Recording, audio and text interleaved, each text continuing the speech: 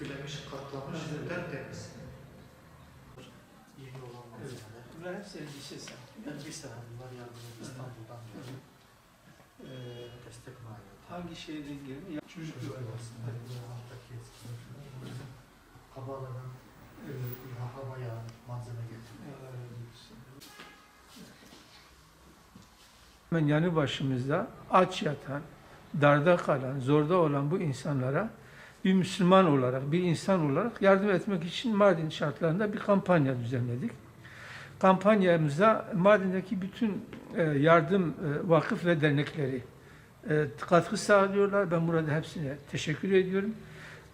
Mardin Sivil Toplum Kuruluşları Platformu Başkanı olarak destek veren 54 STK'mıza teşekkür ediyorum. Mardin'deki yardım kuruluşlarımıza teşekkür ediyorum. İnşallah orada zorda kalan insanların derdine bir nebze de olsa biz çözüm, derman olmaya çalışıyoruz.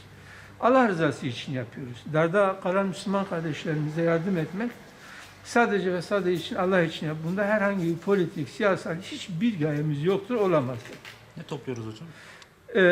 Bir aile için ne lazımsa hepsini topluyoruz.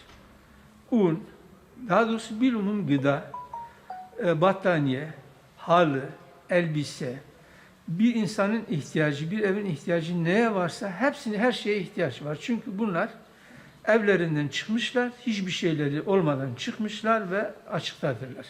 Bunların her şeye ihtiyacı vardır.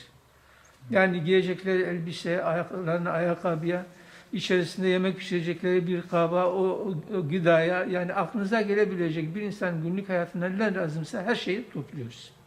İnşallah bu topladıklarımızı Mart'ın ortalarında yükleyip göndereceğiz. Şu anda bir tırın üzerinde yardım toplamış bulunmaktayız. Halkımıza şu çağrıyı yapıyorum. Siz de yardım edin.